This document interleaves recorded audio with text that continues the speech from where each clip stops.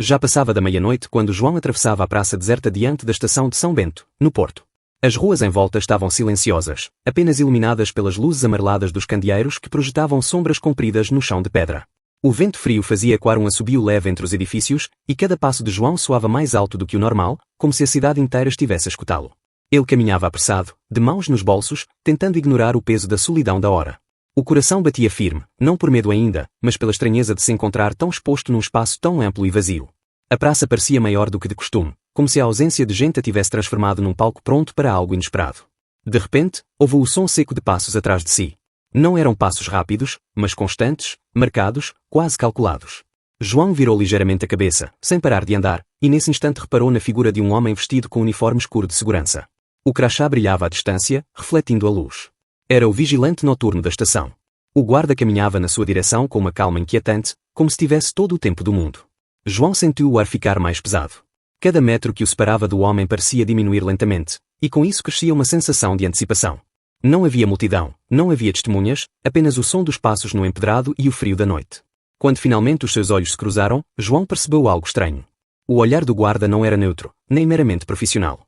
Havia qualquer coisa de intenso ali, uma espécie de desafio silencioso, um convite misturado com advertência. João tentou sustentar esse olhar, mas rapidamente sentiu um arrepio percorrer-lhe a espinha. O guarda continuava a aproximar-se, e o compasso das suas botas contra as pedras parecia marcar um ritmo inevitável, quase hipnótico. Não havia pressa, mas também não havia hesitação. Cada passo era um lembrete de que a distância estava a encurtar-se, e que aquele encontro não podia ser evitado. O silêncio à volta amplificava tudo. O som distante de um comboio que partia contrastava com a quietude absoluta da praça. Era como se todo o ambiente tivesse sido preparado para aquele instante, como se o mundo tivesse parado para que apenas aquela aproximação tivesse importância. João respirou fundo, tentando manter-se calmo, mas o peito levantava-se de forma irregular. O guarda, agora já a poucos metros, inclinou levemente a cabeça para o observar melhor.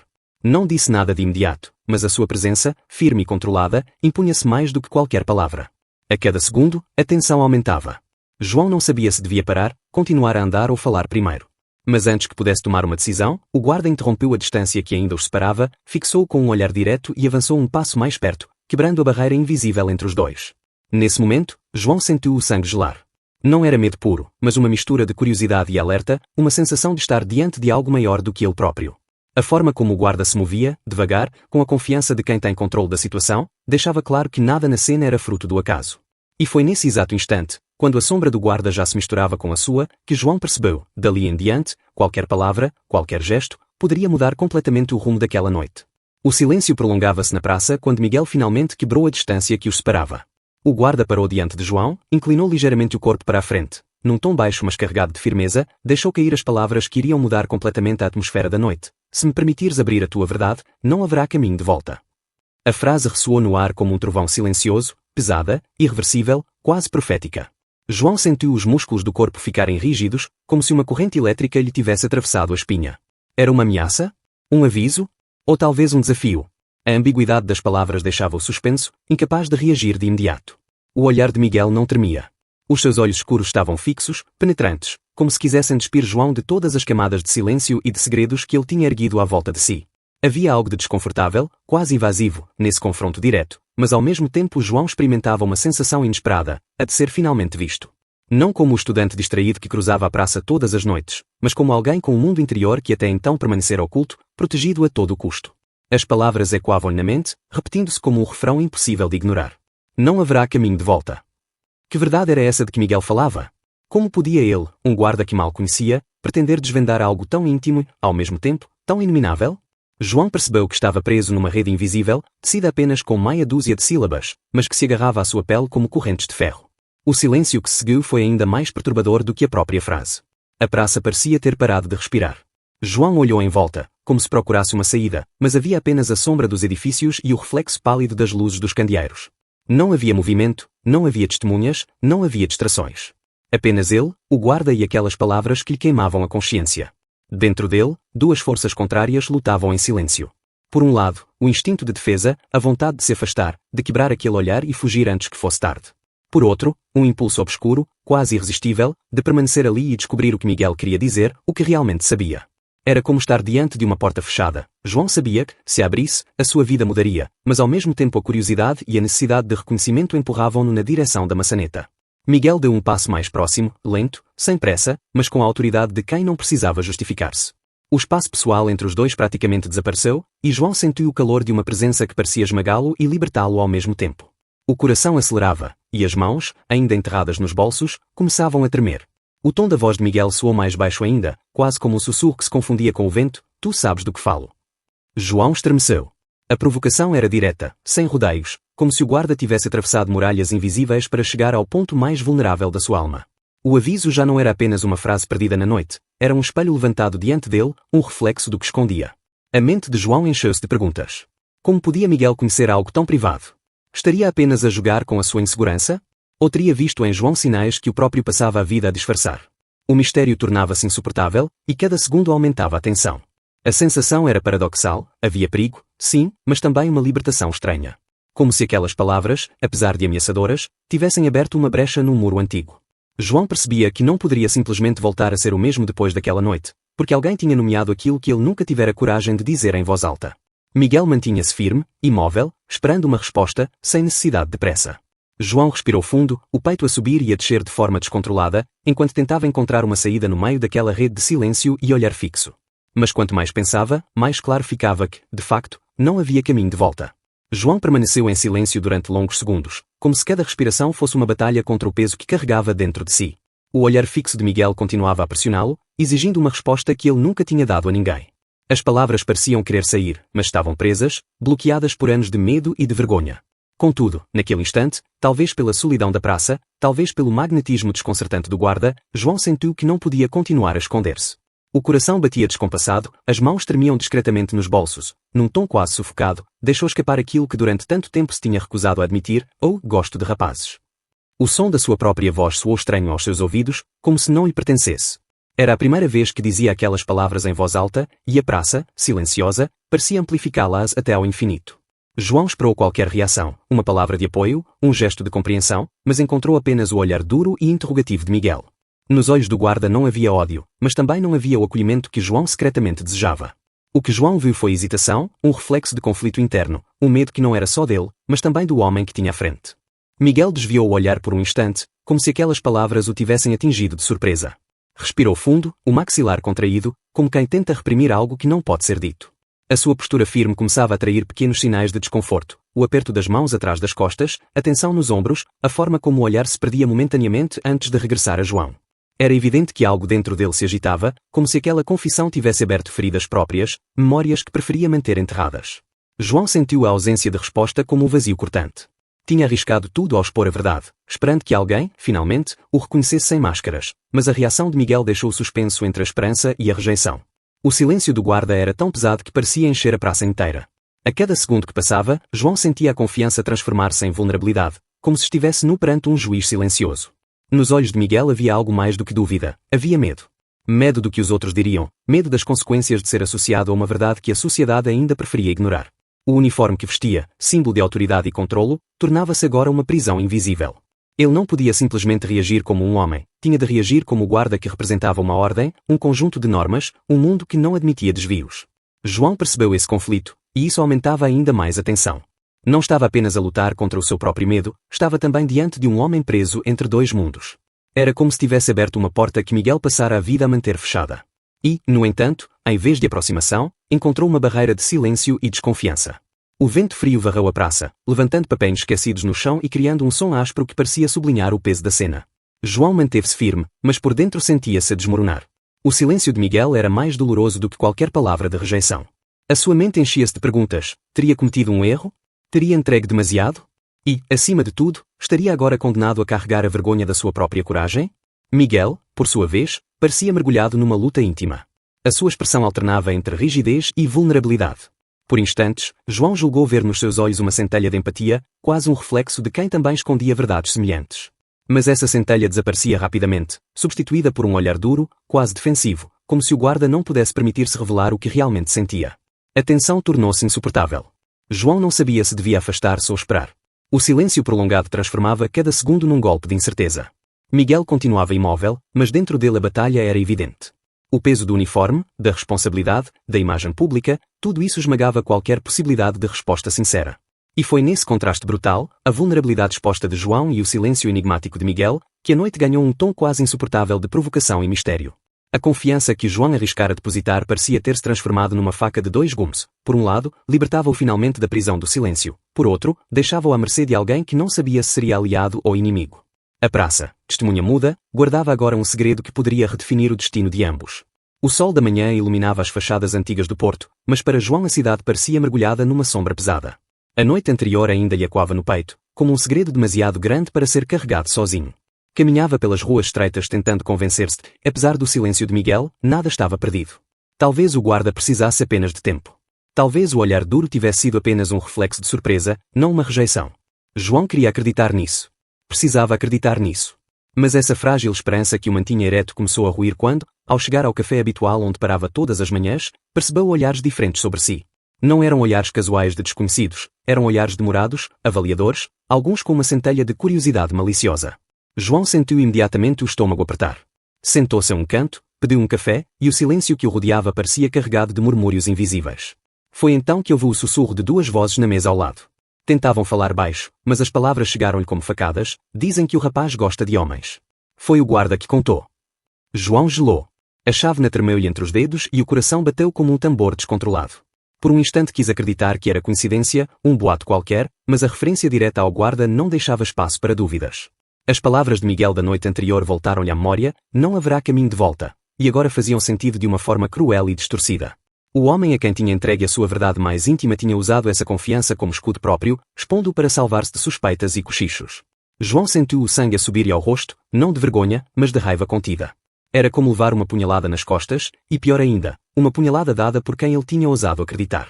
Levantou-se abruptamente, abandonou o café e caminhou pelas ruas sem rumo, tentando respirar. Cada passo soava-lhe pesado, como se carregasse pedras amarradas aos tornozelos. O ar parecia mais denso, o barulho da cidade mais agressivo. Não conseguia deixar de se perguntar como Miguel tivera a coragem de o trair. Teria sido medo de ser associado a ele? Teria sido apenas a covardia de alguém incapaz de enfrentar a própria verdade? O pior não era o rumor em si, mas a forma como o rumor tinha nascido. Não era fruto de suspeitas vagas, mas sim de uma confissão arrancada na noite anterior, num momento de vulnerabilidade total. João entregara-se de corpo e alma àquela revelação, acreditando que, por trás do uniforme e do olhar frio, Miguel guardava uma centelha de compreensão. Agora percebia que essa confiança tinha custado demasiado caro. As horas seguintes arrastaram-se num turbilhão de pensamentos. João lembrava-se da forma como Miguel o tinha fitado, da tensão que o consumia, e percebia que aquela hesitação não era um convite à empatia, mas sim o prenúncio de traição. O guarda tinha escolhido o caminho mais fácil, livrar-se do fardo que João lhe colocara, transferindo-o para os ombros do próprio João. Assim, Miguel mantinha a sua imagem intacta, ao custo da dignidade de quem tinha tido coragem para se expor. O golpe era duplo, não só a sua intimidade fora exposta, como fora exposta pela única pessoa a quem ele tinha confiado essa verdade. Essa percepção corroía-lhe o peito como fogo. João sentia a raiva a misturar-se com tristeza, e a tristeza a transformar-se em algo ainda mais profundo, a sensação de vazio, de abandono, de ter sido usado como moeda de troca. Ao fim do dia, regressou à praça onde tudo começara, talvez em busca de respostas. O espaço, agora iluminado pela luz dourada do entardecer, parecia o mesmo, mas dentro dele tudo tinha mudado. Olhou para os degraus da estação, para os candeeiros acesos antes da noite cair, e sentiu um arrepio. Aquele lugar, testemunha da sua entrega, agora era também o símbolo da sua humilhação.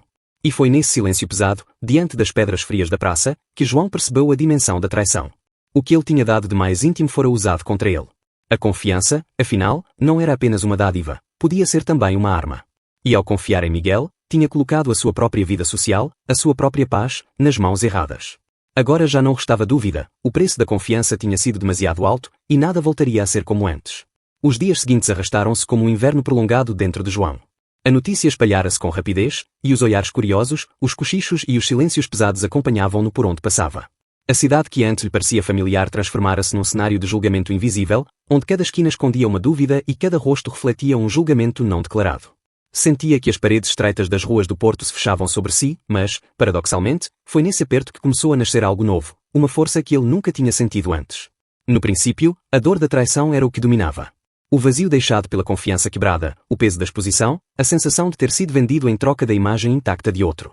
João carregava isso como um ferimento aberto, mas com o tempo percebeu que a ferida não o destruía, estava, na verdade, a transformá-lo. A cada dia que resistia, a cada manhã em que se levantava mesmo sob os olhares alheios, João descobria que a sua verdade não podia ser anulada pela covardia de Miguel. Miguel, por sua vez, desaparecera do seu caminho, mas não da sua mente.